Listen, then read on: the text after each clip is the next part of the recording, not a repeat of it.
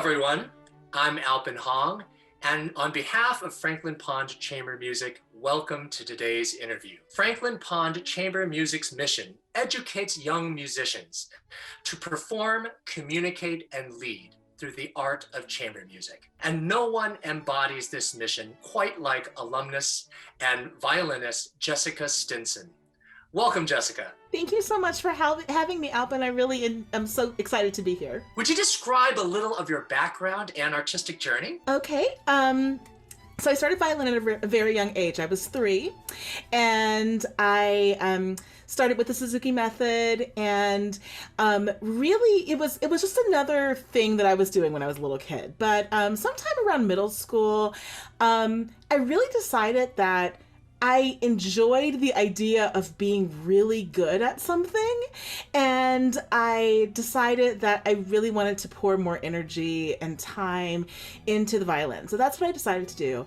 And it was through that I eventually ended up in the Atlanta Symphony Youth Orchestra, which was how I learned about Franklin Pond. That was a big part of my journey as well. And I decided to go into college for music performance. I went to the University of South Carolina, and then after that, I went on to Rice University to get my master's in performance.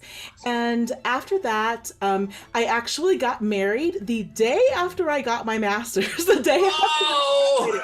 I know. Don't necessarily recommend that path for anyone else, but that's just how our story ended up. So, and we ended up back in Atlanta. And that was about, almost 12 years ago. And we've been back ever since. Oh, that's wonderful. Let me ask a little bit about your parents. Of course, parents are instrumental, sorry, so to speak, about getting kids a sports, of course, beginning violin lessons at a very young age, right? You said you started Suzuki, you said around 3? Yes. So this is basically before they give you a real violin, they give you that shoebox with the stick, and then you play Mississippi Gumdrops, air violin before they give you a real instrument to break, right? I honestly don't remember how long I had my box violin, but I do remember that I played Twinkle for about a year. I was not a fast learner. I was not a fast learner. And did you like performing early? Were you not a shy kid? I mean, you had no problem playing for groups of people? Yeah, I was not particularly shy. I grew up as an only child, so I think that I liked to perform because I liked attention. So I was kind of shy in other aspects of my life. So I think music was a way for me to express myself and express another side of myself. And my parents really encouraged that. They didn't push me hard when I was young.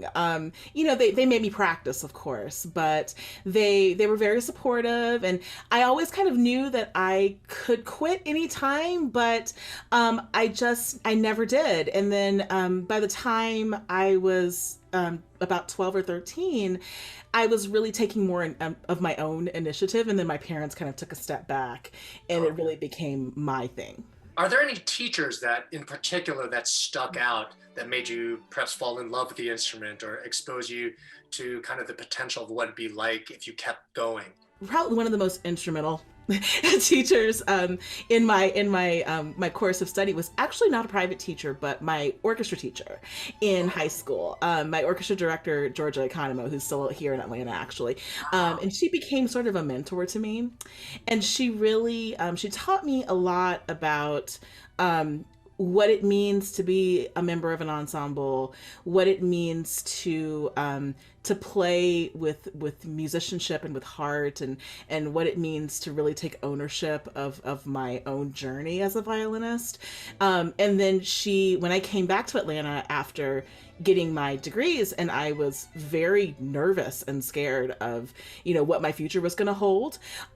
She was right there with me again, kind of helping me along the way and being such a support. So then, and even now, she is a wonderful influence in my life. Yeah, I've always found that there are those teachers, and I think that music teachers have a particularly crucial role in the fact that they are the ones that tell us we aren't great at things, right? It is their job to tell us that we're not good. Yes. And at the same time, our parents also fulfill that role, but unlike our parents, our teachers don't necessarily have to love us in the same way. Exactly. They can be critical, but be in that place. But especially the great ones, I have found that those lessons, those life lessons, and it's amazing that your teacher was able to do that, even though, as you said, she was an ensemble teacher, right?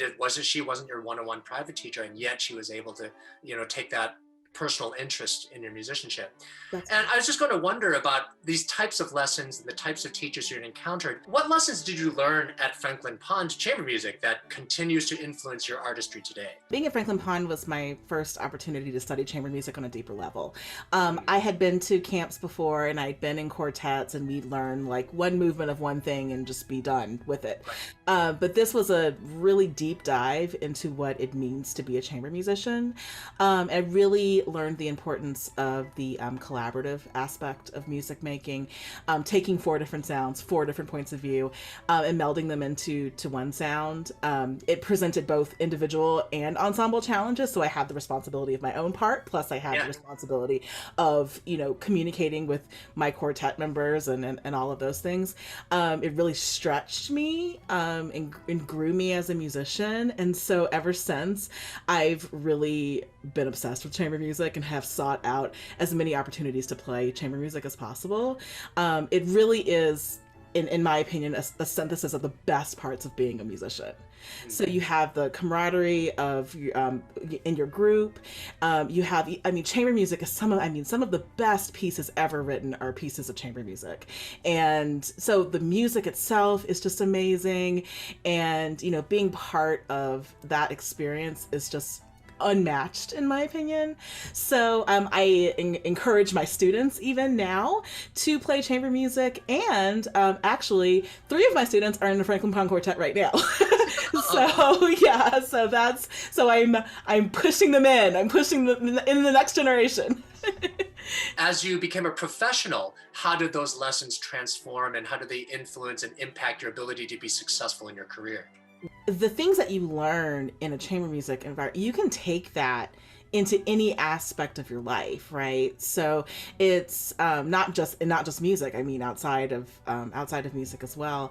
I felt that I was able to take what I had learned and be able to not only contribute musically, but also, like you mentioned before, if I had something to say, if I thought that something could be better. And that's the thing, criticism in music really should be, we're all there to make something better, right? Like we're all there to be the best possible versions of ourselves, and for our group to be the best possible version of itself. So any comments that you make are going towards that common goal, right? So as long as everyone is on the same page about that, I think it makes everything a lot easier. Have you found it challenging to balance work, life, and your own musicianship? Absolutely, 100%. Okay. It has been, it's been really hard, and but what I have learned through, my son is 5, he turned 5 in February, and I think at the beginning, when he was born, it was there was a lot of panic there, to be perfectly honest. I was like, well, I don't have the time to practice that I normally do. And when I do have time, I'm exhausted, and I don't have the mental energy, the mental capacity to do it. And it became kind of a mission of mine to learn basically how to get as much done in my tiny little pockets of practice time as I possibly could. It got me way more efficient with my practice time.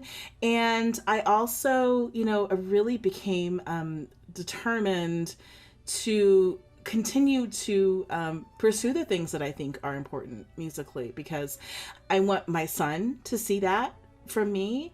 I want him to see me continuing to pursue the things that are important to me. It's important to my husband my husband is a musician as well. He's a percussionist and a middle school band director. Awesome. And so he's has always been so supportive of everything that I do. Whenever I pursue things that make me better as a violinist, it automatically makes me better as a teacher. One of the things that I love most about playing an instrument is the fact that you can continue to improve even after you're out of school and after you've, gotten the degree and all of those things. And you can just keep going and keep finding, music to play and people to play with and things to, things to do that you've never done before. And for me, that's one of the most rewarding things about being a musician. Have you experienced, or are you, do you find that you feel any need to express, your thoughts, your personal views through your music? I think, it's frustrating that, so many people are just now seeing what, so many of us have seen our whole lives. Right. And have been taught about our whole lives because there was no way around it. Classical music itself is a ship that doesn't turn easily, right? It's sometimes it's last. Yes. Come on board. It's so it's hard to. I've had conversations with friends over the past few months, where I've explained that while I've never experienced anything that one might consider, overtly racist or anything like that. It's a lot of times it's the little things, it's the looks, it's the comments, it's the small things that, when they kind of pile on top of each other, it can lead to a feeling of like, oh, I don't belong here, Right. And that's it, and it's hard to walk into spaces and feel as if you don't belong, because musicians struggle with self-worth and with belonging and things like that, and then you take that other layer and you put that on top of it, and it just makes it that much more difficult. So I think it's important to talk about it, and I'm glad that people are talking about it, and I hope that those who have not experienced these things will listen and not be so quick to kind of put a bow on it and be like, oh, well, it wasn't that bad, or but I'm sure they meant well. I'm sure I'm sure it was fine. Yeah. Yeah. It's I think it's really, really important to listen and to support the people around you in any way that you can. I think that if you have the opportunity to lift somebody up, if you have the opportunity to support someone or advocate for someone, music is a very powerful vehicle for showing each other our our humanity. And I think that music, I think that, yeah, we always talk about how music brings people together, but I also think that music can challenge people as well. I feel it's in some ways it's been a bit of an act of defiance for me to go up on stage and be like, I'm here anyway. I'm here in spite of the fact that I know you don't think I'm supposed to be here. I know you think that I don't belong here. I know that, but I'm going to show up anyway because that's what I've decided to do. I hope that people will continue to stay open and to ask the questions, what can I do better? What am I acting out of misunderstanding here? We just need more of that in the world, but I think especially in the classical music community, I think we really need that. It's so small and it's so insulated, and I think that a lot of people of color across the board have been hurt in a lot of different ways, and I think that we've got to talk about it, and we've got to create environments and opportunities for more inclusion. And across all, I think a lot of times it's easy to talk about, okay, well, we need to provide more opportunities for kids, and yes, that's true. I think that it's important to have it at that level, but we can't just give them the opportunity as a child and then just leave them, Right. as they Yes. as they Yeah. continue, as they continue to progress. So Yeah. yeah, there has to be that Where support. it's like, a mile wide and an inch deep. Right. Exactly. So yeah, I appreciate you asking that question, because I think it's a really important um moment that we're in right now, and I just want to make sure that we don't forget about this a year from now. The next question I ask you is kind of a fun one. Okay.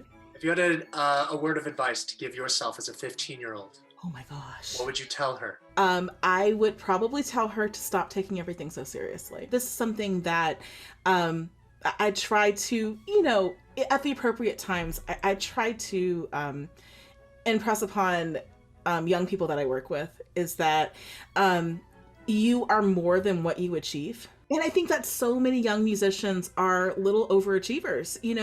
We want to not only be the best at our instrument, but we also want to get straight A's, and we want to take the hardest level of every class in school, and we want to do all of the things, and we want to do them at the highest level. And I think that comes from a good place, but I think that it ultimately leads to that moment, 10 years down the road, when you're like, oh my gosh, who am I outside of the things that I've done?